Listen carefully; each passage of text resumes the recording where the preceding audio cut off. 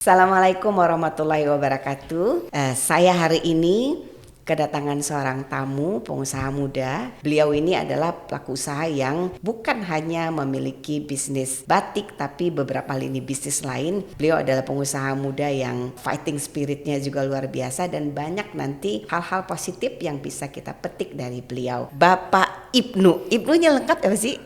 Ibnu Rianto. Ibnu Tapi kayak Rianto. manggilnya Mas aja deh. Jangan Bapak. Mas Ibnu Rianto karena dia masih muda. Mas Menteri lah calonnya ya. Mas Ibnu Ya, Rianto. siap, Bu. Beliau adalah manusia hebat yang berada di balik Batik Trusmi. Alhamdulillah. Dan satu lagi di balik bisnis properti yang kita biasa kenal dengan Rumah Ningrat. Apa kabar Pak? Alhamdulillah baik, Mas Bu. aja ya. Iya. Mas Ibnu apa kabar? Siap, baik alhamdulillah. Ini Harus Mas selalu Ibnu baik ya. dong. Saya mengikuti Instagramnya. Ya. Kemarin saya cek Ya. Instagramnya. Luar biasa nih, olahraganya juga gila. Olahraganya lumayan. Saya dengar suka maraton. Ya. Saya lihat tuh di Betul. Instagramnya. Dan sebentar lagi katanya mau ke Boston, ya, Boston minggu depan. Marathon. Ya. Jadi ini namanya balance ya Pak. Ya, betul. Kerja, bisnis, Ya. oke. Olahraganya juga oke. Betul. Sampai ke luar negeri. Masya Betul. Allah tuh. Sekaligus healing juga sih, Bu. Ya. Healing, Ya, benar jadi healing. ya betul. Mas Ibnu Ya. kan kita tahu memulai usaha di usia yang sangat amat muda. Betul. Umur Ya 17. kan? Umur Ya. 17 tahun. Ya, betul. Dimana saya di umur Ya. itu masih ngerongrong orang Orang tua. minta duit buat kuliah. Ya. Mas Ibnu sudah membangun usaha. Betul. Dia itu membangun usaha bersama istri kan? Iya, bareng sama istri saya. Bersama Ya. istrinya. Ini istrinya itu masyarakat juga sudah sangat mengenalnya Sally Giovanni. Ya. Ini kan usia muda sekali Ya, ya. betul. Membangun bisnis lalu kemudian punya anak. Ya. Tentu ngurus anak juga penting Ya, dong. Ya kan? benar. Bagaimana sih time manajemennya seorang Ibnu ya, Ya. dalam mengelola bisnisnya Ya. itu? Jadi memang kalau kita usia muda terus bangun bisnis itu banyak yang dikorbankan. Salah satunya adalah satu masa muda. Yang harusnya senang-senang keluar-keluar sama teman atau apa. Jujur waktu awal-awal itu saya nggak ada waktu untuk keluar-keluar sama teman. Karena memang satu fokus di bisnis. Bisnis juga awal masih perintis. Jadi bener-bener kita tuh harus dibutuhkan. Karena apa? Kita belum mampu bayar karyawan. Jadi ya udah waktu kita yang korbankan situ. Nah terus yang kedua tentu di situ waktu sama keluarga juga. Nah alhamdulillah karena kita bisnisnya bareng, jadi sering ketemu bareng. Jadi ya udah kalian di situ gitu. Nah awal mulai bisnis juga kan saya kan bisnisnya di rumah gitu. Oke, bisnis rumahan ya. ya. Bisnis di rumah. Jadi ya saya bisnis sekaligus bareng keluarga juga. Jadi nggak ngerasa ada perbedaan waktu di situ. Nah, terus di perjalanan semakin besar di situ baru mulai kerasa tuh terkait cara mengelola waktu seperti apa. Dan memang ada harga yang harus dibayar, yaitu ya harus lebih keras daripada orang yang biasanya. Orang biasa itu dalam artian yang belum menikah dan belum punya anak. Karena apa? Waktunya bisa lebih panjang di situ. leluasa, Ya kan ya. harusnya nggak ngurusin anak, sekarang ngurusin anak situ. Nah, jadi ya memang lebih capek aja gitu. Jadi ya tidur sampai jam 12 malam gitu kan, bangun harus pagi jam 5 dan tapi akhirnya jadi habit di situ. Jadi habit saya ya tidur sekarang 5 jam dan ya udah terbiasa dengan tidur jam 11, bangun jam 5, jam setengah 5 gitu. Itu udah jadi kebiasaan. Karena tubuh kita kan sebenarnya kan standarnya kan orang kan beda-beda, tapi standarnya kalau udah biasa seperti itu ya akan jadi standar. Sekarang kan bisnisnya udah pesat banget. Betul. Anak-anak juga bertumbuh. Betul, bahkan kan saya kan, Ya kan? office saya di Cirebon. Jadi gini, saya sih kenapa sih bikin office di Cirebon gitu, nggak di Jakarta aja gitu. Nah, karena saya tuh punya cita-cita untuk pengen kota kelahiran saya itu tuh maju. Oke. Gitu. Jadi saya punya idealisme, saya nggak mau pindah office-nya. Biarin orang Jakarta, bule sekalipun, lu datang ke Cirebon, bukan gue yang office di Jakarta gitu. Karena dengan saya bikin office di daerah, otomatis pertumbuhan daerah tersebut bakal gede di situ. Ya kan? Sekarang saya banyak rekrut orang Jakarta, orang Semarang, orang Surabaya itu pada stay di Jadi Cirebon. memberikan spread efek yang luar biasa. Efek yang luar biasa kan kalau di Jakarta ya udah banyak perusahaan-perusahaan di Jakarta.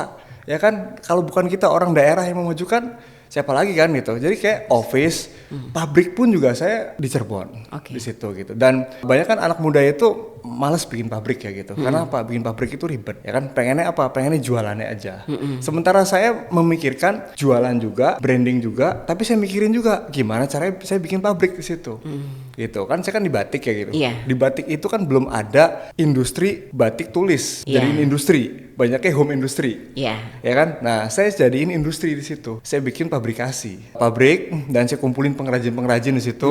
Sehingga apa? Sehingga banyak pengrajin-pengrajin yang anak muda mau ngebatik. Itu kalau ngebatiknya di rumahan, mereka nggak mau. Iya, identik dengan orang tua kan. Orang tua, Iya. akhirnya mereka tuh kayak orang anak muda kan pengen bersosial, Iya, ya kan pengennya berkumpul gitu. Tapi Betul. kalau di rumahan kan dia kan cuman ada 2 orang kan, kerjaannya kan akhirnya boring di situ. Iya. Itulah kenapa batik akhirnya nggak diminati, Oke. ya kan. Nah akhirnya sekarang saya bikin pabrik nih gitu, ya kan gitu, bikin pabrik dan bikin pelatihannya juga. Jadi Garment membangun juga. di Ekosistemnya Cirebon gitu. Betul. tentang batik ya. Dengan batik Z-nya gitu. jadi Ya. hulu hilir. Nah, itu bagus ya. Dan itu sangat menginspirasi Pak Mas Ibnu ya. Artinya dibutuhkan pengusaha-pengusaha Ya. seperti Mas Ibnu gitu yang punya pemikiran bahwa dalam membangun bisnis itu tidak hanya menjual sesuatu lalu dapat untung. Betul. Tapi bagaimana menciptakan ekosistem, ekosistem. agar bisnis itu bisa sustain. Bisa ya sustain kan? Bisa gitu. long term Bisa dong, long ya term, kan? betul. Dan memberikan spread effect yang luar Luar biasa untuk kepada daerah masyarakat tersebut. setempat, Betul, ya kan. betul. Nah, yang seperti ini nih harus menjadi contoh bagi pengusaha-pengusaha lain bahwa membangun bisnis itu bukan hanya tentang mencari untung, Betul. tapi bagaimana membangun keberlanjutan. Keberlanjutannya, karena Ya kan kan, usaha batik itu. kan sulit ya untuk keberlanjutannya gitu. Jadi regenerasinya sulit gitu. Karena Iya. apa? Anak-anak mudanya nggak mau ngebatik. Iya. Kenapa sih nggak mau ngebatik? Karena nggak keren, ya kan gitu. Terus yang kedua karena susah. Jadi kita bikin kita ada pelatihannya. Jadi anak-anak yang belum lulus, ya kan, itu kita ada pelatihan ngebatik dan ada pelatihan ngejahit Iya. di situ. Jadi ketika udah lulus, ya bisa langsung kerja. Oke. Ya kan, oke. akhirnya apa? Keberlanjutannya Jalan. ada di situ Iya. gitu. Lalu kemudian Ya. ini green business nih Ya. Mas Ibnu, karena ini kita bicara keberlangsungan anak keturunan kita kelak ya, keberlangsungan dunia inilah agar tetap ada gitu Ya, ya, ya. Mas. Apa komitmen Mas Ibnu Ya. dengan Batik Trusmi-nya Ya. dan juga bisnis-bisnis Ya, yang lainnya terkait dengan semangat kita sama-sama untuk membangun green business? Ya, jadi di kita satu ya kan, dari mulai kantong kresek kita udah nggak mulai pakai. Oke. Jadi konsumen kita edukasi bahwasannya kita nggak ada kantong kresek nih, ya kan, silakan mau beli sponsbon atau dibawa langsung, Oke. seperti itu. Jadi dari penjualan kita udah seperti itu. Dan di properti juga kita itu kayak sampah, Bu. Sampah itu kan kita kelola. Habis itu sampahnya kita cacah-cacah, itu kita jadiin paving block, Oh, seperti itu. Jadi dari limbah sampah itu plastik kan nggak bisa didaur ulang gitu. Plastik itu kita yang nggak bisa didaur ulang kita jadiin paving block. Jadi manfaatnya ada di situ. Kalau Ya. bisnis batik sendiri, Ya. kan ini sudah dibuat industri ya. Betul, betul. Tentu kalau kita sudah bicara industri, Ya. kita akan bicara waste management. Betul, Ya. betul. Apa komitmen atau strateginya Ya. Mas Ibnu gitu ya untuk memastikan bisnis Trusmi ini kan akan terus membesar. Ketika dia mendunia, Ya. ya tentu skala bisnisnya makin Ya, besar, ya. industrinya juga makin Ya, besar. Bagaimana memaintain itu? Betul, jadi kita gini Bu, kesempurnaan itu kan terus berproses, Yes. kan? Jadi kita kadang kalau buka bisnis, kadang-kadang idealis nih, harus gini gitu. Akhirnya kita nggak punya skala prioritas, pengen dikerjain semua. Jadi kita fokus pertama sekarang itu pengen ISO dulu, karena kita pengen jual keluar, Iya. gitu. Nah, ketika keluar juga itu harus ada license lagi. Kalau di luar kan konsen banget nih terhadap Ya, standar seperti itu. quality controlnya Standar gitu ya. sama Iya. greennya juga Green gitu. business, jadi komitmen green businessnya Betul, tentu, ya. seperti itu. Jadi kita nanti akan ngambil sertifikat Oke. kan untuk kita biar tahu apa sih yang harus diberesin. Jadi nanti dari dasarnya dari situ ya akan kita sedikit demi sedikit akan mengarah ke sana. Oke. Seperti karena emang impian saya itu pengen batik ini mendunia. Harus. Dan ketika pengen mendunia, ya kita harus tahu apa sih di luar Standar sana standarnya yang internasional, ya ya. pertama ISO kan menjadi wajib. Iya, Terus yang kedua yang terkait dengan green business, green business itu komitmen gitu. terhadap green business. Betul. Nah, next nih, Ya. saya tuh kemarin Ya. itu sempat dengar Ya. ada persoalan terkait dengan sengketa naming right. Oh ya, itu di Oktober Hari Batik Yes. kemarin. Kita juga lawyer, jadi kita Ya. banyak sekali para pelaku usaha Betul. itu konsultasi ke kita Ya, terkait ya. dengan naming right. Naming right. Dan itu aturannya jelas. Jelas, gitu ya. aturannya Dan- jelas. Dan memang sudah menjadi kebiasaan. Ya, udah menjadi ya emang udah ada rules-nya Ya, gitu. sudah common lah Betul, sekarang betul, ya, betul. bahwa banyak sekali perusahaan-perusahaan besar kemudian melakukan proses naming right ini, kontraknya sudah oke dan itu berjalan dengan baik, jadi tidak ada yang mempersoalkan. Nah tiba-tiba Batik Trusmi naming right di stasiun kereta di Cirebon, dan itu sudah kontrak dengan KAI, KAI, betul. sudah confirm semuanya, tinggal peresmian aja. Tiba-tiba dipersoalkan. Betul. Nah mestinya ya yang melakukan penelitian dari itu KAI adalah sendiri. pihak KAI. Iya betul, karena dia menjual produk. Yes, karena dia menjual produk. Betul. Kalian kan hanya saya pembeli, betul. Pembeli beritikat baik. Jadi seorang pembeli beritikat baik itu tidak bisa disu ya, betul. ketika kemudian semua persyaratan sudah dipenuhi, betul. dan itu sudah ditandatangani kontrak. Nah harusnya sebelum KAI menjual produknya, dia yang sudah melakukan riset atau dia sudah melakukan sosialisasi dengan pihak-pihak terkait, apakah ini memungkinkan untuk dilakukan atau tidak. Betul. Jadi itu sebenarnya bukan bebannya Batik Trusmi. Nah, kalau saya nih selaku advokat selaku pengacara, selalu dengan klien tuh kalau kita bicara bisnis, kita memang tidak bisa hitam putih.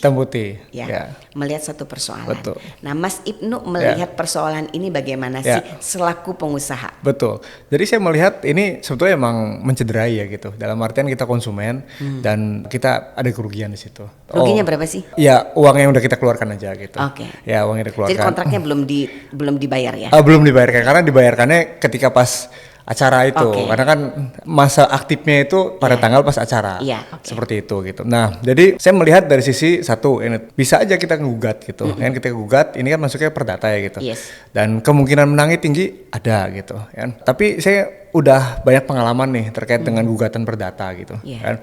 Gugatan perdata ini butuh waktu panjang dan butuh biaya juga. Nah, saya melihat, aduh kok ini kayaknya gak worth it nih kalau diterusin. Terus yang kedua, ya sebetulnya ini kan nilainya gede kontraknya gitu, kan gitu. Total sekitar puluhan miliar lah.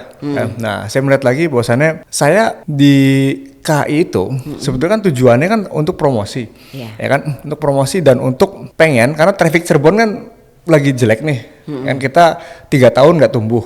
Ya kan, jadi saya melihat, harus ada terobosan. Ini traffic wisatanya? Traffic wisata. Ya kan, itu traffic wisata. Dan terutama ya di kita juga, karena kalau wisata Cirebon nggak tumbuh, di kita juga, karena kan patokannya di saya bisa jadi patokan. Karena orang yang ke Cirebon pasti ke saya. Jadi kalau saya stuck, itu tuh saya bisa memperkirakan traffic Cirebon juga stuck. Jadi dari situ saya melihat bahwasannya saya mempunyai ego ya untuk memajukan ya.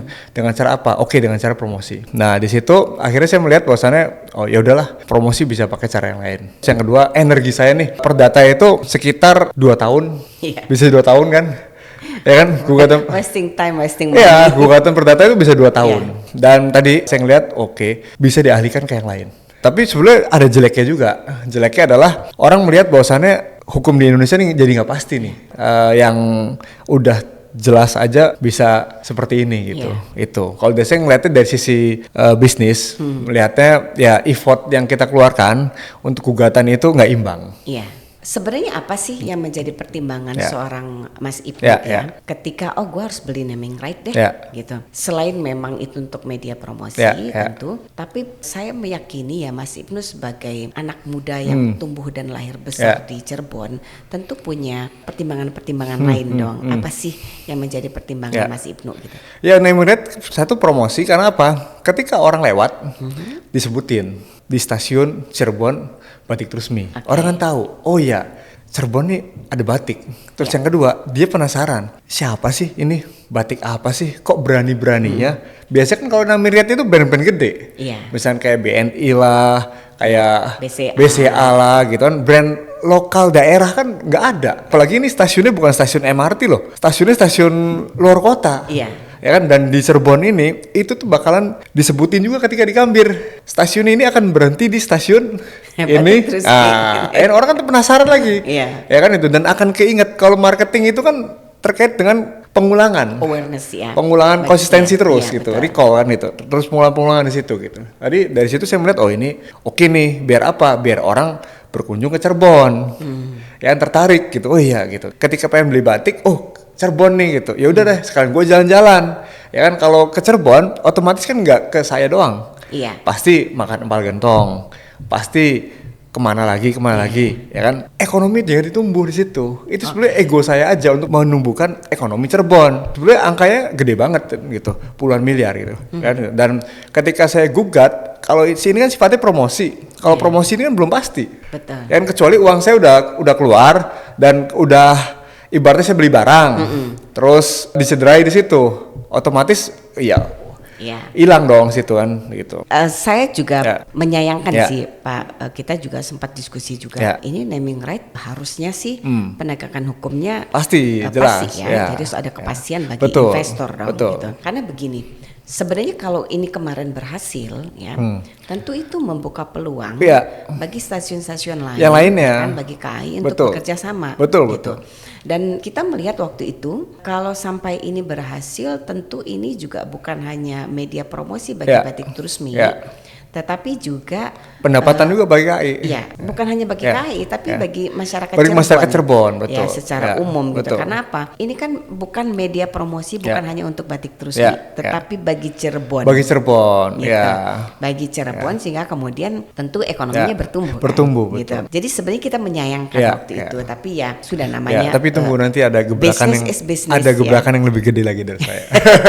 Kita tunggu Kita gebrakannya. tunggu gebrakannya. Gitu. Jadi, Pokoknya kalau kita sebagai pengusaha itu ya namanya juga pengusaha, orang yang selalu berusaha. Iya. Jadi kalau mentok sini ya cari jalan lain, tempat cari yang jalan lain. lain, cari jalan lain Benar-benar. seperti itu. itu yang saya salut. Ya.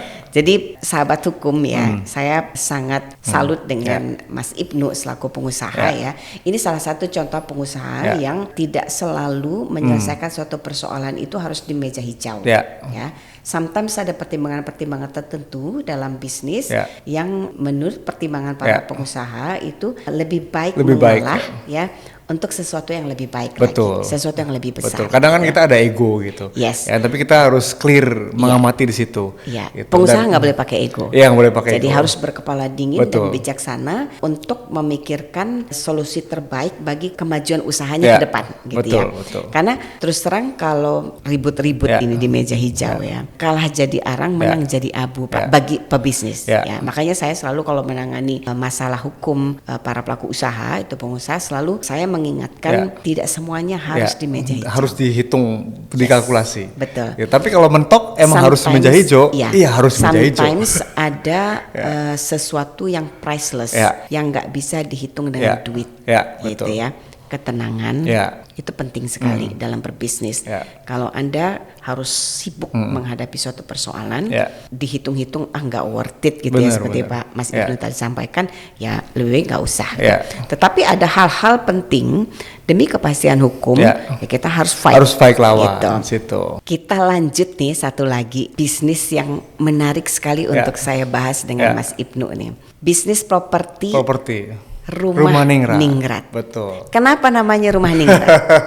Hah? Jadi gini, Bu. Apakah ini hanya untuk orang-orang Ningrat atau bagaimana?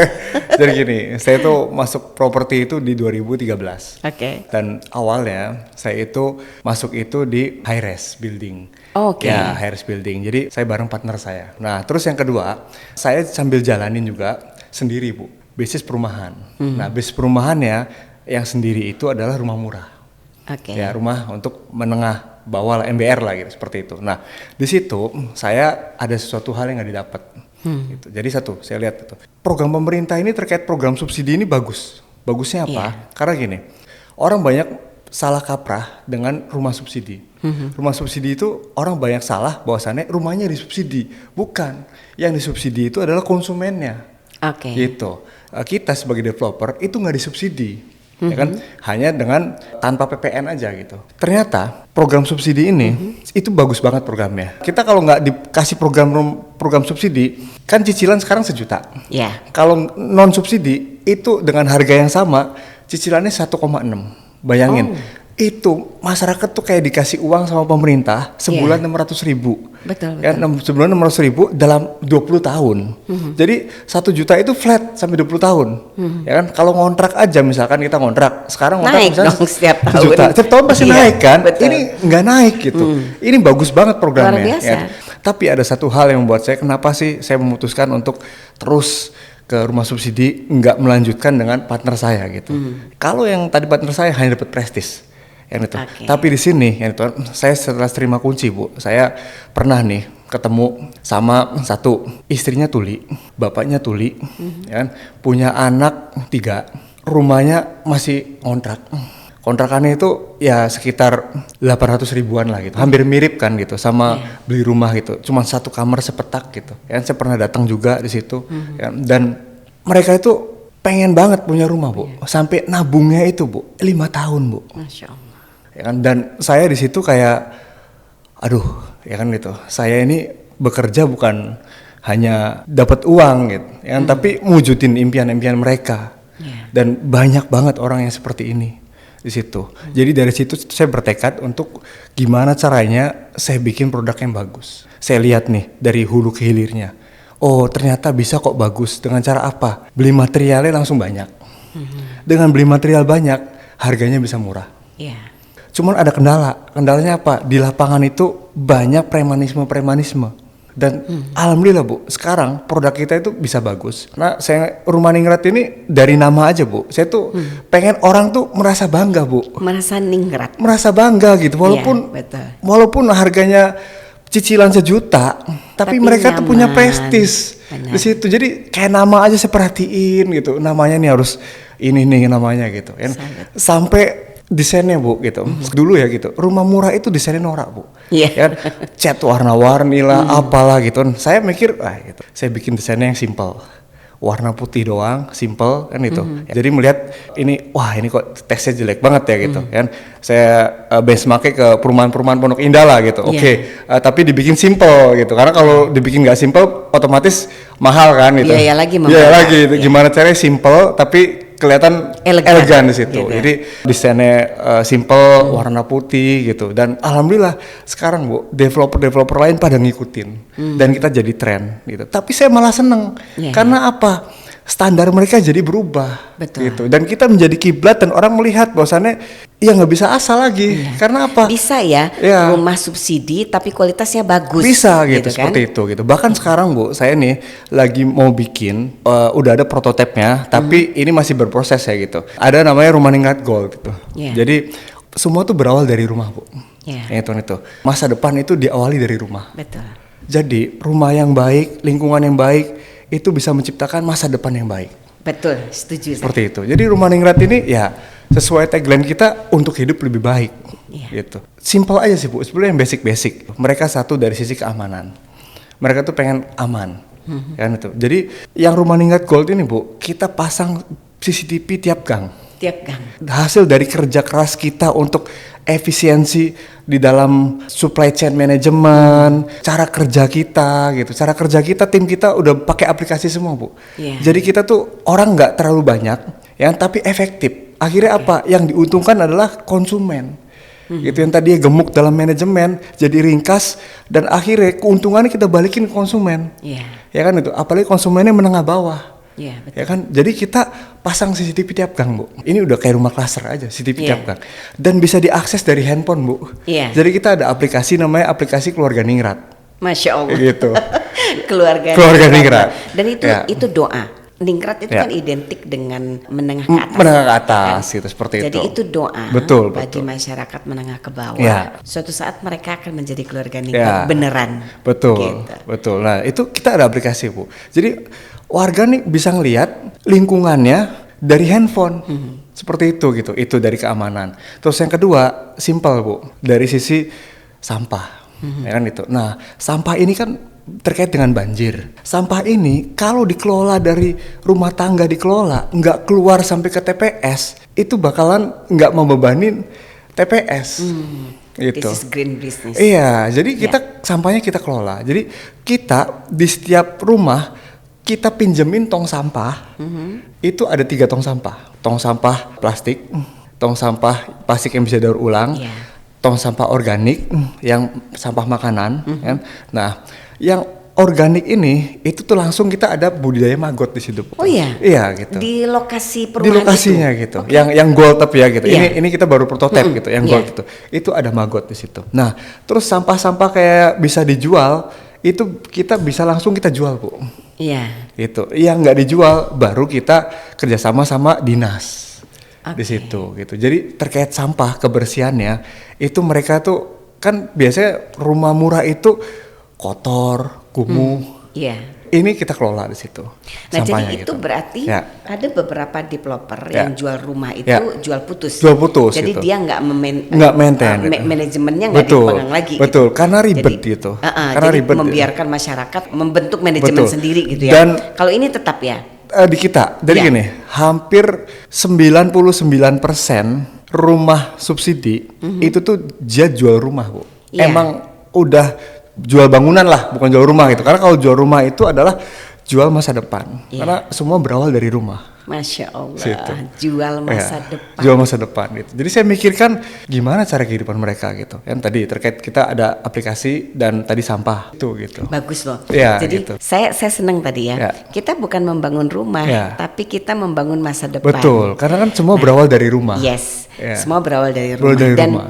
Mas Ibnu tuh sudah memikirkan Ya. begitu detail Ya. ya. Bagaimana membangun suatu kawasan itu Betul. secara cerdas Betul. gitu ya. Apalagi semua berbasis aplikasi. Ya. Jadi ini kan kalau kita bilang smart living Ya, ya, ya. smart home, smart Ya, living gitu. betul. Jadi memperkenalkan masyarakat Ya. karena yang beli juga biasanya muda-muda Betul, kan. betul. Ya kan Ya. keluarga muda Gen yang Z baru lah. ingin Ya, punya pengen rumah. karena ya kan? pertama ini rumah pertama. Ya kan, rumah pertama Betul, mereka. betul. Nah, kalau pondasinya saja sudah disiapkan sedemikian rupa baik oleh Mas Ya, Ibnu ya. ya. Ini nanti di kemudian hari ini akan bertumbuh menjadi kebiasaan-kebiasaan Ya. ya yang bernilai positif Betul. ke depan. Ya. Jadi ada Udah terbiasa teratur mereka Betul. gitu, udah bisa Jadi teratur, Mas Ibnu itu udah terbiasa secara- buang sampah nggak sembarangan. Akhirnya berdampak pada apa? Berdampak pada dia kerja, Yes. berdampak pada dia di lingkungan yang lain Betul. gitu, seperti itu. Nah, gitu. Ya. itu tidak banyak Ya. loh Mas Ibnu pengusaha Ya. yang memikirkan sedemikian Ya. detail Ya. kan dan punya komitmen Ya. bagaimana memikirkan keberlangsungan hidup Betul. orang banyak secara smart gitu, Ya. secara cerdas. Ini namanya smart living, Ya. Bu. Ya, jadi kalau suatu kawasan ya dibangun dengan cara seperti ini Ya. dan itu terjadi di seluruh kawasan ya perumahan anak-anak muda Ya. gitu ya yang nantinya mereka akan terus bertumbuh Ya. dengan cara hidup pola hidup yang Ya, baik yang- seperti ya, ini betul. ya ini pondasi yang luar biasa. Betul. Ini sumbangsi Ya. yang luar biasa Ya. nih dari Mas Ya. Ibnu. Kalau kita bicara bisnis properti Ya. ya selalu ada saja persoalan hukum Betul, yang ditemui, betul. khususnya terkait dengan lahan. Betul. Ini kan kita bicara bisnis properti, tidak semua developer Ya. itu memiliki lahan. Betul. Tapi biasanya mereka kerjasama dengan pihak ketiga, Betul, partner betul. bisnisnya. Betul. Misalnya Mas Ibnu sebagai pengelola, Betul. mereka yang mengadakan lahannya. Betul. Kadang-kadang memang milik si developer melakukan pembebasan lahan di suatu daerah tertentu. Nah, dalam proses-proses itu tentu ada persoalan-persoalan hukum, Hukum. yang ditemui. Ya. Nah, bagaimana sih seorang Ya. Ibnu Ya. ya? Anda sudah memikirkan bagaimana memitigasi Hukum, ya. resiko-resiko Ya, hukum. betul. Apa sih Ya. yang Anda persiapkan? Ya. Bagaimana sih Ya. Anda memitigasi resiko-resiko hukum ya. ke Ya. depan? Lahan nih Bu, terkait lahan ini kan menarik ya gitu. Iya. Lahan ini kan kalau di properti legalitas itu menjadi yang paling krusial. Ini karena kepastian. Betul. Yang jangan sampai customer kita itu repot di kemudian hari. Nah kalau dari kita adalah gini, satu kebanyakan kita beli lahan itu jarang sekali yang sertifikat karena lahan kita banyaknya di desa Bu. Rata-rata masyarakat itu belum memiliki sertifikat karena mengurus sertifikat itu butuh effort, Dana, iya. butuh effort dan butuh dana gitu. Walaupun kemarin ada program dari pemerintah yang Pronas itu, tapi tetap itu kan mereka butuh knowledge, butuh waktu Iya. untuk mengurusnya gitu. Jadi hampir nggak pada punya sertifikat di situ. Nah kalau saya mitigasi resikonya adalah satu, saya nggak mau kalau yang jualannya itu kepala desa, Iya. itu resikonya tinggi Betul. di situ gitu. Yang pengalaman kita nih gitu. Jadi kita kalau misalkan kepala desanya itu yang menjadi calonya nih gitu, itu kita lebih hati-hati karena dia megang surat rincikan dan lain-lainnya lah gitu. Ya kan itu. Terus yang kedua adalah kita memastikan ketika beli itu ada dokumentasi, ya dokumentasi riwayat tanahnya seperti apa, ini keturunannya gimana, tuh dan pastikan itu sudah ada semua lengkap, ya kan? Dan ada dokumentasi foto dan video. Karena kalau nggak ada dokumentasi foto dan video, itu bisa riskan. Ya. Ini bukan tanda tangan saya, ini bukan bisa ini dibantah. saya gitu. Iya, jadi kita SOP-nya itu ketat banget. Dan saya punya tadi ya gitu, punya aplikasi untuk dari A to Z-nya itu tuh di-upload dalam aplikasi kita. Jadi kita recordnya jelas gitu, riwayat tanah gitu. Misalkan dia dapat warisan, pastikan ahli warisnya semua tanda tangan semua. Ya. Karena sengketa itu terjadi ketika apa sih? Ketika harga tanah udah mahal. Betul. Ketika masih Kalau murah, orang nggak persoalkan. orang ngapain Ambil aja ributin, gitu. ambil aja. Bener kan? Betul. Ketika Waktu tanah dia udah berkembang, harga Ya. menjadi mahal, diperebutkan akhirnya. Terbutkan. Jadi tanah jadi sengketa itu bukan tahun ini atau tahun depan, tapi 10 tahun lagi. Betul. 10 tahun lagi itu akan jadi sengketa gitu. Jadi orang kadang-kadang ya kan menyepelekan hal kecil-kecil, yaitu apa? Dokumentasi. Dan menyepelekan, oh ini ahli warisnya nih. Kan oh belum ada tanda tangan satu, ya udahlah gitu. Ya kan padahal itu akan jadi resiko gitu. Ya kan dan resiko tanah itu kan kebanyakannya itu resikonya gugatannya adalah gugatan ahli waris. Iya. Yang saya belum merasa kebagian gitu. Dan kalau tanda tangan pun juga kalau misalkan emang waris nih, pastiin dia udah nerima duitnya gitu. Kadang-kadang gue belum nerima duitnya, belum apa gitu. Gue dipaksa tanda Dipaksa, tangan. nah itu gitu. Jadi dokumentasi itu pertama paling penting. Ya. Yang kedua kita harus tahu rincian suratnya. Yang ketiga, saya kalau beli lahan nih itu, saya nggak mau lunas 100%. Saya ketika beli lahan, taruh beko dulu di situ. Ya. Biasanya sengketa itu muncul ketika apa? Ketika udah ada aktivitas. Ya, mulai digarap baru. Mulai digarap baru. dipersoalkan. Nah, ketika udah turun beko, udah garuk baru tuh. Gitu. Itu kan tanah gua. Itu ya ini ya udah ini belum bayar kok. Saya belum bayar semua kok. Ya gitu. Ya udah, ini gimana urusannya gitu. Ya kan kamu belum bayar ke sana, beresin atau enggak saya potong nih uangnya. Iya. Gitu. Jadi saya mitigasinya dari tadi taruh beko di situ, ya kan Iya. gitu. Kan ataupun kalau misalkan belum digarap nih, ya udah taruh plang aja yang gede. Iya. Taruh plang yang gede, ini tanah udah dibeli oleh PT ini gitu. Supaya orang notice. Orang ke tahu masyarakat di situ, ya. gitu. Ya, ini juga Ya. pesan buat seluruh Ya. developer ya. Ya. Di lapangan tuh kadang-kadang kita menemukan persoalan lahan itu perjanjiannya sudah jelas Ya, betul, kan dengan betul. dengan investor pihak Betul, ketiga yang betul. memiliki lahan. Betul.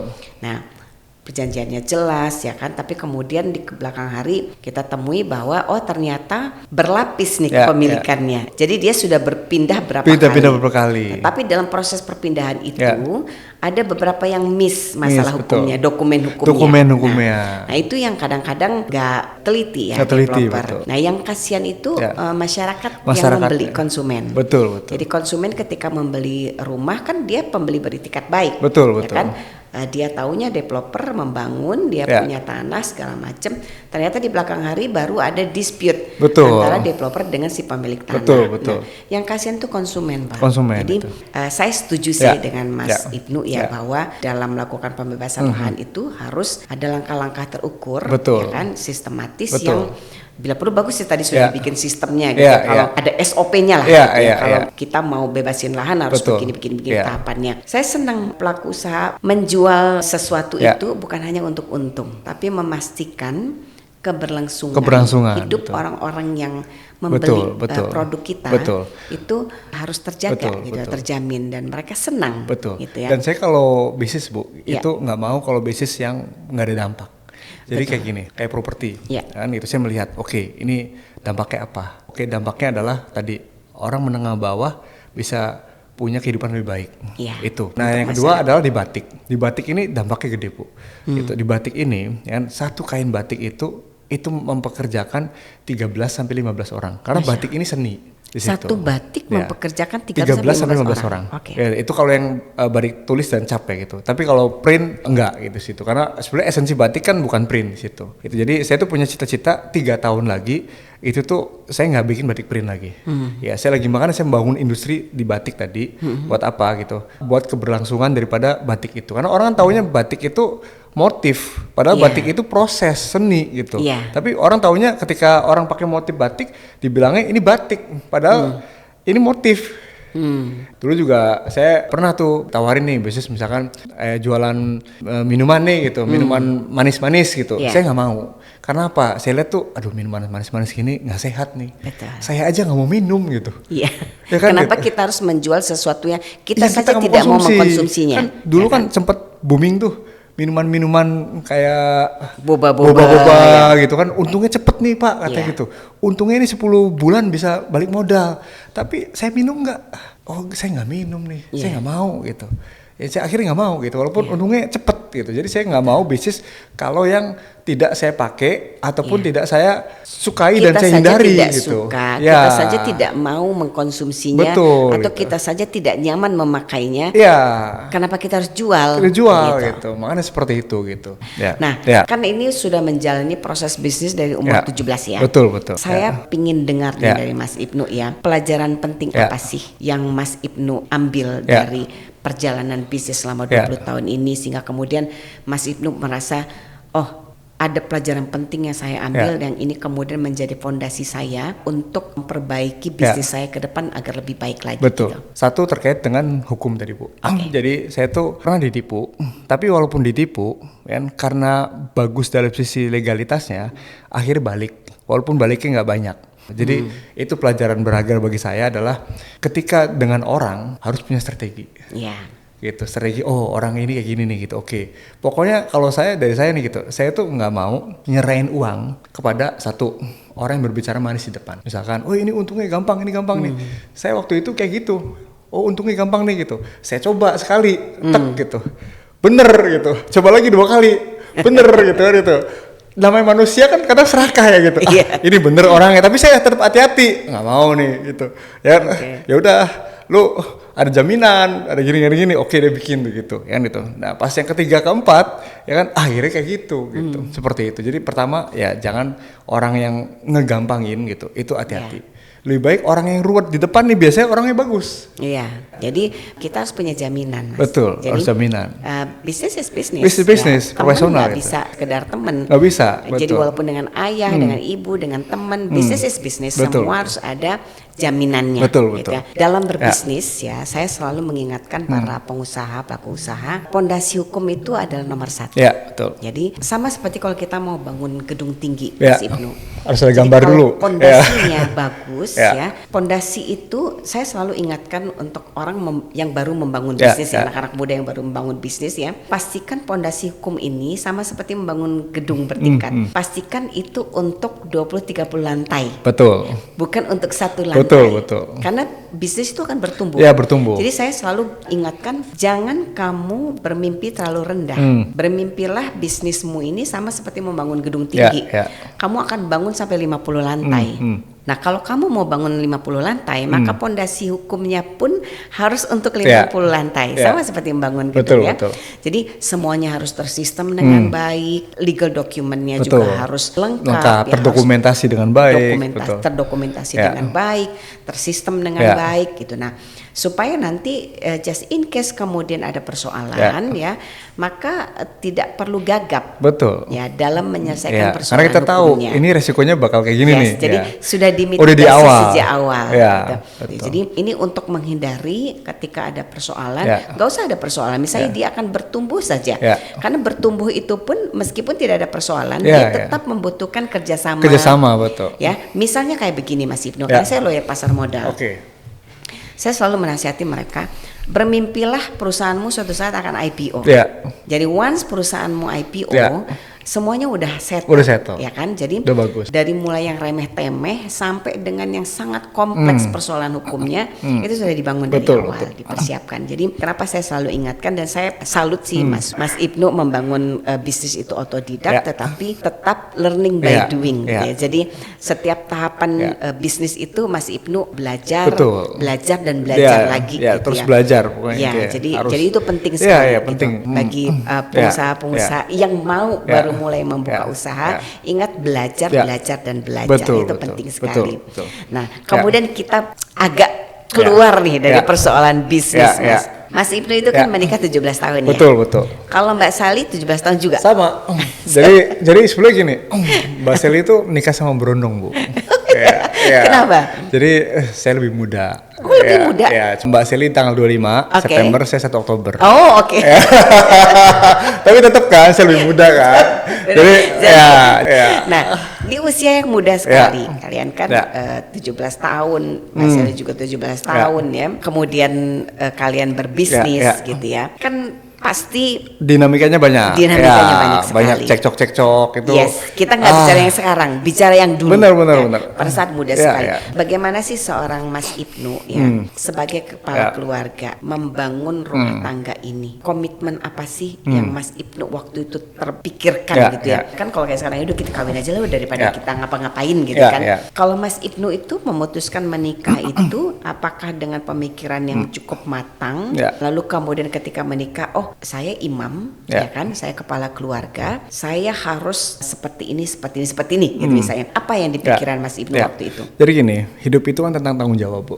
Jadi apapun itu, mau di rumah tangga, mau di kerjaan, mau di bisnis gitu. Nah, tanggung jawab itu kan terkait dengan konsekuensi. Ya, saya memutuskan untuk menikah menjadi kepala keluarga, ya saya harus bisa bawa keluarga saya lebih baik di situ, ya kan. Saya memutuskan bisnis juga, saya memutuskan untuk gimana caranya perusahaan saya harus tumbuh, berkembang di situ, ya. Dan dinamikanya dengan istri banyak tentunya. Satu, terkait awal-awal mulai ini gitu. Itu cekcok antara siapa yang mengambil keputusan. Ya kan, di situ akhirnya sempat saya pernah ditegur, Bu, sama orang gitu. Yang itu disampaikan, kalau ragu ngambil keputusan, jangan bilang bentar ya, saya konsultasi sama istri saya dulu. Itu kesannya jelek, Pak. Jadi gitu. itu dulu sempat seperti dulu itu. Dulu seperti gitu, karena ya emang masih anak-anak ya gitu. Ya matang itu berproses gitu. Jadi kita nggak usah takut, matang itu bertumbuh dan belajar itu berproses gitu. Nah, sempat disampaikan gitu. Ya, kalau masih ragu, bilang aja nanti ya saya pikirin dulu mau konsultasi sama istri kek, mau apa kek gitu. Kesannya jelek kayak gitu. Oke, itu belajar. Terus yang kedua adalah dulu keputusan itu bareng-bareng. Dan ternyata emang keputusan itu nggak bisa bareng-bareng. Jadi dalam satu organisasi, rumah tangga organisasi kecil, itu harus ada kepala. Betul. Dan harus ada tugas dan tanggung jawab masing-masing di situ. Ya awal-awal ya udah jalan aja gitu, kan. Tapi sembari jalan di situ, akhirnya di bisnis yang ngambil keputusan A, B, C dan D saya ya. Kamu udah ini aja. Ya, dan kalaupun saya salah, saya terima. Walaupun kamu nanti marahin saya tentang kesalahan saya, bagi saya itu kritik. Tapi saya sampaikan gitu. Kalau saya keputusan saya harus jalanin. Ya itu. Kalaupun salah saya tahu pasti bakal dimarahin sama kamu. Tapi saya nggak apa-apa gitu. Ya karena wajar. Orang kan gitu. Ketika keputusan bagus, orang pada ngomong jenius. Ketika keputusan jelek, orang pada ngomong teledor. Makanya kamu sih gitu kan. Bodoh gitu kan. Hidup kan gitu aja. Jadi saya udah tahu kayak gitu. Jadi saya nggak apa-apa. Saya siap kalau keputusannya saya salah, saya dimarahin istri nggak apa-apa. Tapi saya dari situ saya belajar. Yang penting nggak mengulangi kesalahan yang sama. Kalau kesalahan yang sama berarti itu sama aja dengan keledai situ. Dan saya tanggung jawab di situ. Jadi ya udah pembagian tugas sudah jelas. Dalam bisnis pembagian tugas saya ini. Dalam rumah tangga pun pembagian tugasnya ini. Dan itu ya dengan berjalannya waktu seperti itu gitu. Nah mungkin untuk yang awal-awal orang mau merintis bareng bisnis bareng sama pasangan, dari awal emang harus tahu. Dalam organisasi kan kita kerja aja ada job desk-nya kan. Job desk-nya apa? Job desk-nya ini reward dan punishment-nya apa? Biar tanggung jawab di situ. Nah, mungkin buat yang awal-awal ya dibikin seperti itu nggak apa-apa gitu. Organisasi itu kan kayak rumah tangga ini kan harus punya visi ya gitu. Visinya mau apa nih? Visi rumah tangganya gitu. Dan visi itu pasti akan berubah-berubah. Bertumbuh gitu. Ya bukan berubah tapi bertumbuh gitu. Jadi ya saya sama Mbak Sally ya udah ada kejelasan rules-rulesnya seperti apa. Walaupun ada melanggar-melanggarnya juga gitu. Ya kan apalagi usia seumuran gitu, seumuran ya pasti ada melanggarnya. Yang penting ya udah gitu. Ya, dan kita tahu kekurangan dan kelebihan masing-masing, tahu dia kekurangannya gini, dia kelebihannya gini gitu. Seperti itu gitu. Tapi memang berarti kan Mas Ibnu itu concern sekali dengan yang namanya kepemimpinan dalam suatu organisasi. Betul. Jadi memang dalam suatu organisasi itu nggak bisa ada dua matahari, Mas. Iya, pasti harus satu dong ya, gitu. Karena Mas Ibnu laki ya tentu kendali kepemimpinan itu ada di Mas Ibnu. Dan pada waktu itu ada kendala nggak sih untuk membahasakan itu ke Sally ya? Merasa kita kan bareng-bareng seumuran lagi, enak aja lo mimpin gue gitu kan. Kan ini supaya anak-anak muda juga ini ya. Apa yang waktu itu Mas Ibnu sampaikan kepada istri gitu ya, sehingga kemudian dia memahami bahwa aku yakin deh suami aku yang memimpin usaha ini gitu. Jadi gini Bu, untuk jadi pimpinan itu butuh kepercayaan. Kepercayaan itu orang bisa percaya ketika apa? Ketika kapasitas kita juga bagus. Jadi untuk menjadi kepala rumah tangga itu bukan hanya karena kita laki-laki doang, tapi ya kita juga harus buktikan kapasitas kita juga mampu. dalam memimpin gitu. Dengan cara apa? Ya harus lebih baik. Ya kan daripada yang dipimpin. Misalnya, yang kita mencontohkan, misalkan istri bangun jam 5 nih, ya kita harus bangun lebih pagi. Betul. Karena pimpinan adalah cerminan di situ. Istri nggak suka belajar misalkan gitu, atau istri belajarnya 1, ya kita harus belajarnya 3. Jadi kita kapasitasnya lebih gede dibanding yang dipimpin di situ gitu. Jadi yang dipimpin pun juga merasa trust, merasa oh ya, yang saya ikuti ini orang yang bertanggung jawab, yang saya ikuti ini punya kapasitas di situ. Dia layak memimpin layak saya memimpin gitu situ gitu. Nah, kadang-kadang gini gitu. Di Indonesia ini hanya karena terkait gender ya gitu. Saya beruntung juga tinggal di Indonesia gitu. Ya kan itu. Yang laki-laki harus memimpin gitu. Harus jadi kepala keluarga gitu. Padahal banyak kan gitu yang ibaratnya ada laki-laki sama perempuan. Sebetulnya yang mampu yang perempuan nih gitu. Akhirnya apa? Yang mimpinnya perempuan gitu. Tapi kalau di Indonesia nggak bisa kayak gitu. Karena ya kodratnya laki-laki jadi kepala rumah tangga. Walaupun kepala rumah tangganya nih nggak kompeten nih gitu. Ya kan seperti itu. Akhirnya apa? Dia di situ pasti terjadi tidak menghargai. Ya kan itu pasti adalah kayak gitunya gitu. Jadi ya kalau dari saya ya salah satunya adalah saya membangun kompetensi di situ dan saya harus lebih keras dibanding istri saya. Karena ya saya pimpinan sini dan harus lebih keras, harus lebih rajin, harus lebih pinter. Pesan buat sahabat hukum anak-anak muda untuk para laki-laki di luar sana ya. Kalau Anda ingin terus dianggap sebagai pemimpin dalam bidang apapun di dalam rumah tangga udah pasti, maka pantaskan Anda untuk menjadi pemimpin. Ya, sebab apapun namanya, yang namanya pengikut atau makmum itu sudah pasti harus dipimpin oleh yang lebih daripada makmum. Yang lebih dari makmum gitu ya. Jadi secara kompetensi juga harus dipersiapkan. Jadi kadang-kadang memang misalnya ya menikah tuh sama-sama memang masih nol gitu ya. Seperti Mas Ibnu tadi sampaikan ya, laki-laki harus bertumbuh berkali lipat daripada yang dipimpinnya, daripada istrinya dan anak-anaknya. Jadi itu sesuatu yang normal, Mas Ibnu. Sekarang kan begini Mas, banyak mengalami degradasi. Ya, kepemimpinan laki-laki terhadap perempuan. Selalu yang dipersoalkan adalah perempuannya sih terlalu mandiri ya. Laki-lakinya lupa. Nah kalau kamu punya makmum yang sangat mandiri, berarti dia punya kompetensi dong dalam memimpin dirinya sendiri. Maka kamu harus lebih, kan gitu dong, supaya kamu tetap berada di atas, bukan kemudian menurunkan grade perempuannya. Kan bertumbuh itu harus ke atas kan. Jadi saya sering banyak sekali datang klien gitu ya, bertumbuhnya itu tidak sama. Jadi yang perempuannya terus melesat bertumbuh, laki-lakinya terlambat. Gitu, mengalami delay gitu, keterlambatan. Lalu demi egonya, ya dia menekan istrinya, untuk kamu tetap di posisi itu semula, ya kan, supaya saya tetap di atas.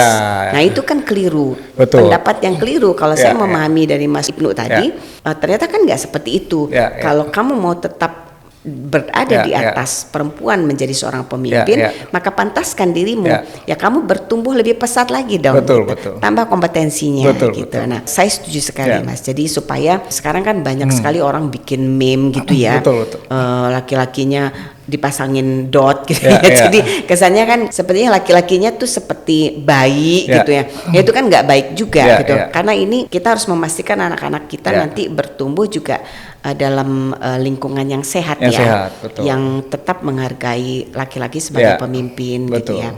Nah terus ini ngomongin bisnis istri dan suami. Kan kita banyak sekali Mas ya kedatangan klien tuh suami istri yang membangun bisnis dari nol. Sama-sama bareng-bareng. Iya sama-sama bareng-bareng bertumbuh besar sangat amat pesat. Lalu tiba-tiba konflik. Kadang-kadang konfliknya dimulai dari misalnya tidak bertumbuh bersama-sama. Either lakinya yang bertumbuh terlalu pesat, perempuannya ketinggalan isinya, atau perempuannya terlalu pesat, lakinya ketinggalan. Intinya sudah tidak seimbang lah. Akhirnya memilih untuk bercerai. Nah akhirnya belum bercerai dulu nih, ya kan? Konflik dulu soal organisasinya dulu perusahaannya. Udahlah kita bagi-bagi deh. Gue nggak mau lagi sama lo, gitu kan? Udah kita kayaknya udah nggak sejalan perusahaan ini. Kamu perusahaan kamu, saya perusahaan sendiri. Kita diri sendiri. Kamu kan punya cara sendiri, saya punya cara sendiri. Ya, nah, itu udah persoalan tuh. Selalu pasti persoalannya bagaimana membagi perusahaan itu.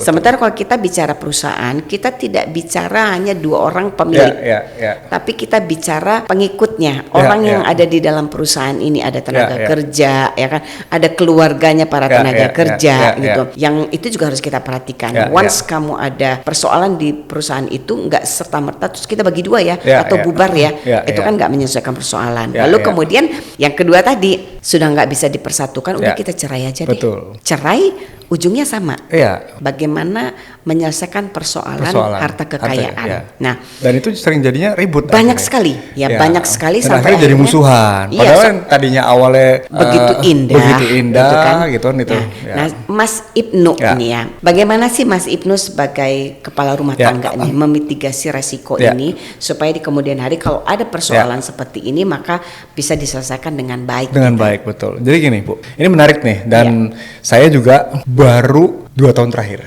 Oke. melakukan hal seperti ini. Oke. Gitu. Dan baru sadar gitu. Dan ini bagus nih untuk anak muda nanti itu harus di awal. Karena satu, ini bukan kita memitigasi, wah kita bakal cerai nih gitu. Iya. Bukan gitu. Karena apa? Ada orang lain.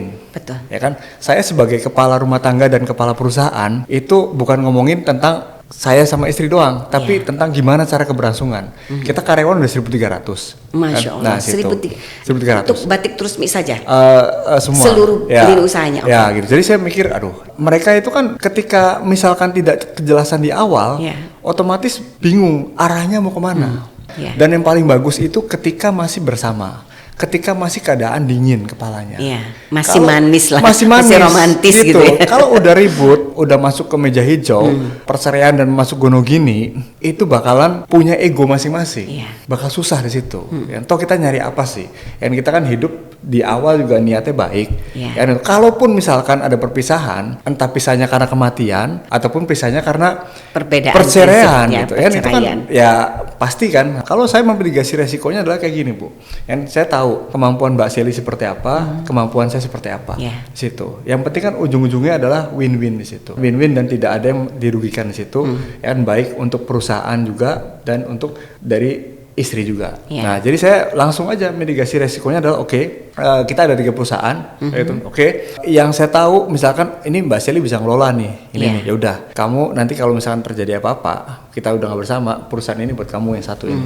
Gitu. Yang ini itu saya gitu. Terus yang kedua, kalaupun misalkan ini perusahaan ini punya saya, gitu, tapi kamu masih saya kasih keuntungan nih. Iya. Karena kalau misalkan ada 2 kepala dalam satu perusahaan, Iya. apalagi udah nggak bersama, Iya. itu pasti ada Tarik ego, menarik itu ya, tarik-menarik. ego. Pasti dia juga nanti ya kita kan nggak pernah tahu, barangkali punya suami lagi Suami baru, atau ya. apa, pasti ada orang yang masuk ke dalamnya gitu. Akhirnya apa? Orang lain yang dikorbankan di situ. Iya.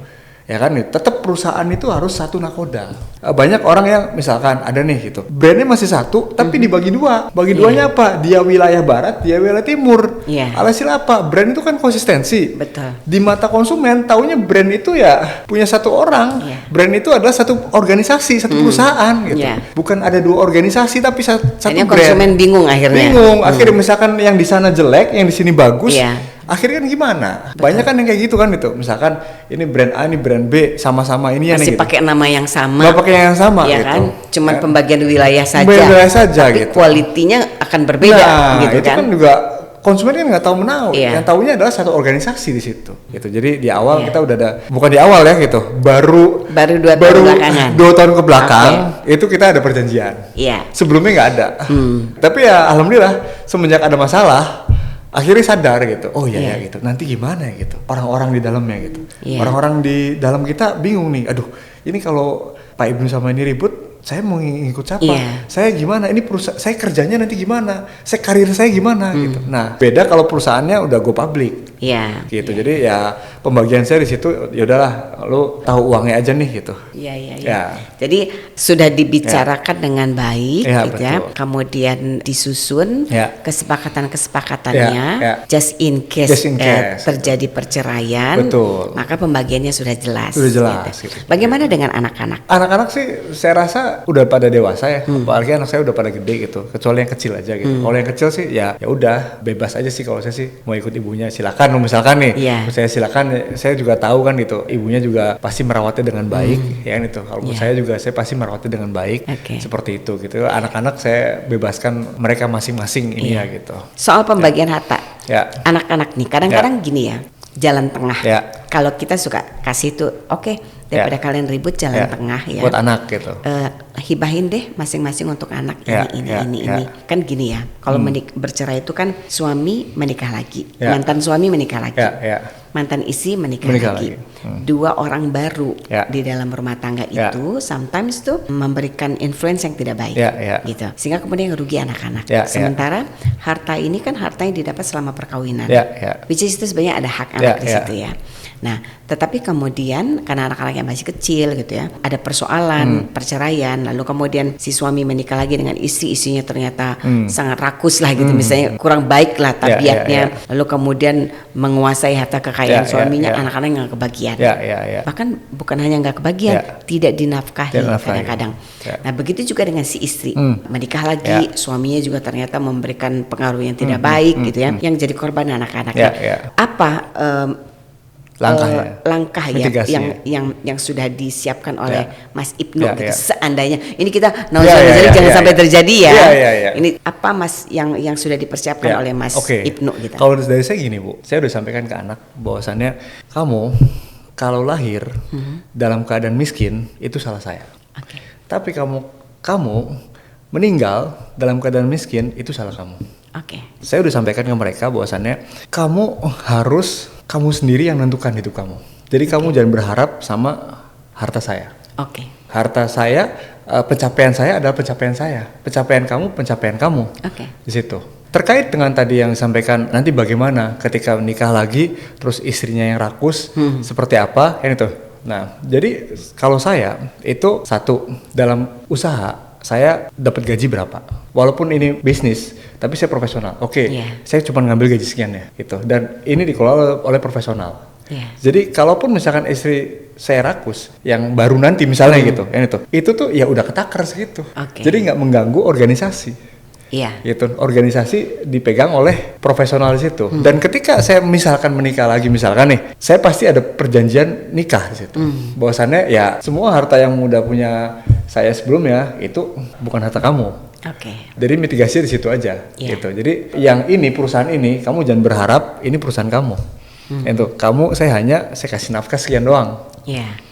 Ya kan gitu, seperti itu gitu. Jadi saya bukan berbicara terhadap anak-anak doang, tapi nasib orang banyak, kan gitu. Kalau saya ngikutin influence buruk dari pasangan, otomatis yang dirugikan banyak orang.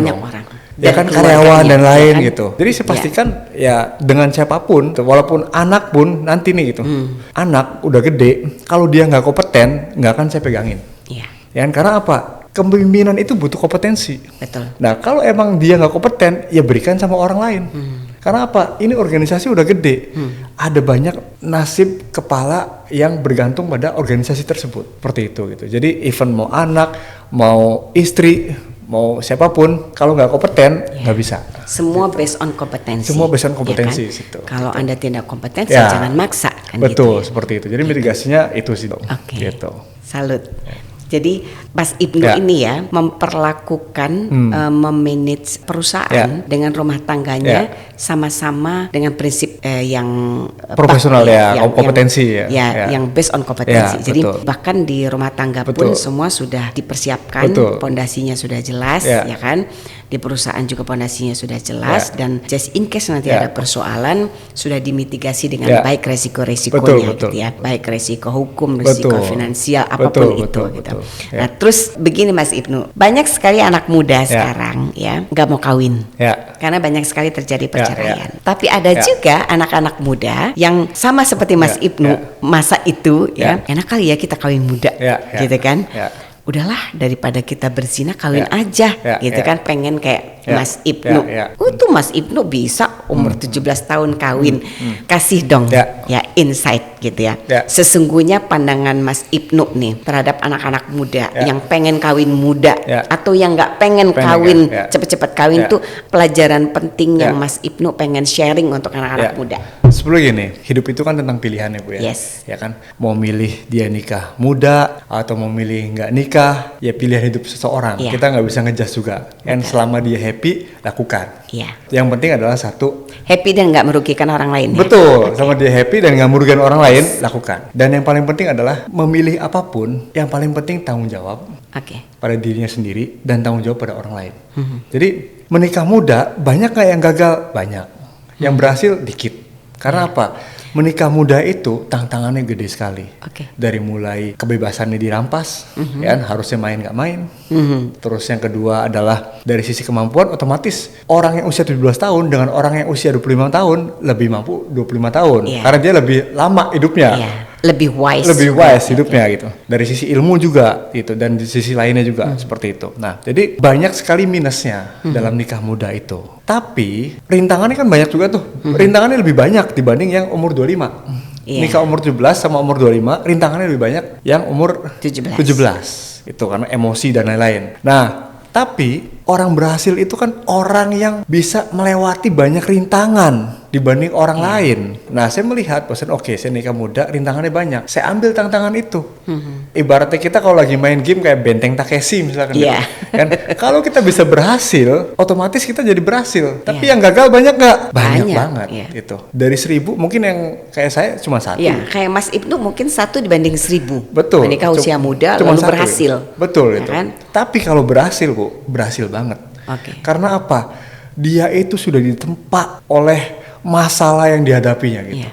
Dari masalah apapun gitu. Masalah tentang ekonomi, anak, keluarga, tentang istri, tentang bisnis, ya kan gitu. Tempaannya udah banyak yang orang lain belum rasakan di situ. Jadi walaupun usia saya sekarang 37, tapi alhamdulillah masalah saya banyak banget, Bu, yang dihadapi gitu. Sudah apa? melewati begitu Melewati banyak banyak masalah gitu. Jadi apa? Iya. POV saya banyak di situ. Iya. Dan saya menjadi bijak di situ. Oh, kayak gini. Oh, kayak gini. Mengatasi masalah kayak gini harus kayak gini.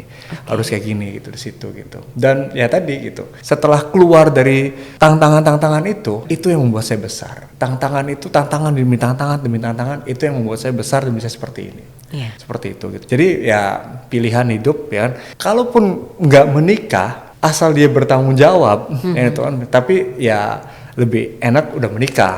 Karena apa? Karena kalau udah menikah kita ada tempat sharing. Ketika kita di rumah itu kita sedih kan itu. Kita bingung gitu. Kita cerita. Saya ada masalah kayak gini ya kan. Walaupun cerita bisa disapa aja. Iya. Tapi dengan sama pasangan hidup kita, dia kan setiap hari sama kita. Jadi tahu sifatnya kita seperti apa. Tahu gitu. Dibanding kita cerita sama orang yang nggak tahu kita. Ya kan mungkin hanya sekilas di situ. Terus yang kedua adalah tulus. Ketika saya cerita sama istri saya, dia tulus, ya kan, nggak mungkin ngejerumusin.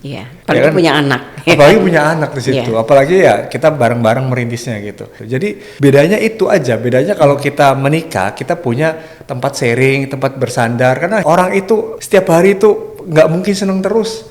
Ada sedih, ada nangis, ada ketawa, ada dalam kehidupan kan gitu. Ya kan nggak mungkin hidup seneng terus toh. Nggak mungkin hidup susah terus. Betul. Itu yang kita bisa bagi di situ gitu. Ya kan itu bedanya nikah sama enggak. Mungkin yang menguatkan saya seperti ini ya karena ada istri gitu. Ya kan saya ditempa di situ, ngomong apa adanya, blak-blakan gitu. Saya nggak marah karena apa? Karena istri saya ngomong ceplak-ceplak aja, asal tangtung saya nggak marah. Coba kalau orang lain yang ngomong pasti saya marah. Iya. Ya kan gitu, saya ditempa di situ gitu. Saya tuh dulunya orangnya malas. Saya orangnya malas, nggak disiplin. Gara-gara nikah saya disiplin dan nggak malas. Dipaksa oleh keadaan. Karena apa? Ya tadi saya harus lebih baik dibanding istri saya terkait dengan kompetensinya. Karena saya pemimpin, jadi saya dipaksa terus di situ gitu. Kalau istri saya belajar ini, saya harus belajar ini gitu. Bukannya kita lagi berlomba sama istri, bukan. Tapi karena kodratnya pimpinan itu adalah harus lebih baik dibanding yang dipimpin. Itu udah memastikan bahwa Anda layak untuk menjadi pemimpin. Betul, bukan memimpin karena gender doang. Gue laki-laki. Karena gitu. ego aja. Gak bisa. Gue harus mimpin lo, gue kan laki-laki gitu. Gak bisa. Tapi pantaskan diri Anda untuk bisa menjadi pemimpin. Betul. Gitu kan. Nah ini pesan juga buat anak muda ya. Jadi menikah itu bukan tentang umur berapa. Umur berapapun Anda boleh-boleh saja menikah selama Anda merasa pantas untuk menjadi pemimpin. Betul. Khususnya laki ya. Kalau laki Anda mau menikahi perempuan di usia Anda berapapun boleh-boleh saja selama Anda merasa pantas. Sudah pantas untuk menjadi seorang pemimpin. Tanggung jawab. Dan mau mengambil tanggung jawab. Betul. Karena tidak mudah dalam suatu perkawinan bagi seorang laki-laki untuk bisa memikul tanggung jawab. Memikul tanggung jawab itu. Ya. Karena tanggung jawab itu berat. Apa? Membutuhkan komitmen. Betul, komitmen. Membutuhkan kedewasaan dalam bersikap, kematangan dalam berpikir, ketenangan. Semua itu kan harus dibangun ya. Harus dibangun dan terus bertumbuh. Betul. Gitu ya. Jadi bukan nunggu saja, oh nanti usia segini saya matang kok, enggak begitu. Jadi ada proses pembelajaran gitu. Pendewasaan di situ. Gitu. Pendewasaan ya. Betul. Yang penting dia punya komitmen untuk bertanggung jawab gitu. Dan dalam proses ya tadi seperti Mas Ibnu sampaikan ada sih gagalnya, up and down-nya. Betul. Tapi nikmati aja, itu kehidupan. Nikmati saja dan jangan nyerah kan. Iya. Betul. Terus saja lakukan itu secara konsisten gitu. Jadi buat anak muda khususnya laki-laki ya, nggak ada larangan. Mau nikah umur 17 juga boleh. Asal Anda sudah siap atau belum. Betul. Untuk menjadi pemimpin ya kan. Dan bukan hanya memimpin Mas Ibnu, tapi menafkahi. Ya kan? Memastikan udah sepaket itu Bu, menafkahi, mengayomi, ya kan, menyayangi, udah sepaket itu udah. Iya. Semuanya paket combo itu. Karena ini kita banyak menyikapi sekarang banyak sekali meme yang menyatakan bahwa laki-laki zaman sekarang nggak bertanggung jawab gitu kan, laki-laki zaman sekarang maunya enak doang. Kadang-kadang ada kata-kata mau kondo. Jadi itu kan sebenarnya muncul akibat dari kekecewaan para perempuan-perempuan muda. Ketika dia mendapati dinikahi oleh laki-laki yang ternyata tidak seperti yang mereka bayangkan. Jadi untuk menghindari itu, ini pesan Mas Ibnu baik sekali ya. Contoh yang nyata gitu ya. Ada di hadapan saya, contoh nyata menikah di usia 17 tahun, tapi dia punya komitmen sebagai pemimpin, saya harus tetap terus bertumbuh dan punya kompetensi untuk menjadi pemimpin. Jadi harus memastikan saya punya kompetensi untuk menjadi pemimpin. Yang gitu. Nah, itu Siap, Ibu. apa namanya? Sahabat hukum, obrolan seru kita sore hari ini. Saya thank you banget sama-sama, Mas Ibnu. Bu. Makasih. Saya tahu Anda sibuk sekali, luar biasa. Saya thank you banget. Ya, sama-sama, Bu. Semoga apa yang Mas Ibnu sampaikan ini bermanfaat untuk masyarakat banyak, khususnya anak-anak muda yang ingin membangun usaha. Tadi ada juga pesan-pesan tentang rumah tangga, juga menjadi pelajaran nanti untuk para suami atau istri yang berbisnis bareng-bareng gitu, bagaimana kalian bisa memitigasi resiko supaya just in case ada persoalan, maka persoalan itu bisa diselesaikan dengan baik gitu ya, tanpa harus huru-hara dan mengorbankan bisnis yang sudah mengorbankan banyak orang lah istilahnya, mengorbankan banyak orang dalam bisnis yang sudah kalian bangun gitu. Saya kira itu sahabat hukum, saya tidak pernah bosan untuk mengingatkan seluruh sahabat hukum di seluruh Indonesia, jangan pernah bosan untuk belajar hukum, sebab seluruh lini kehidupan ada aturannya.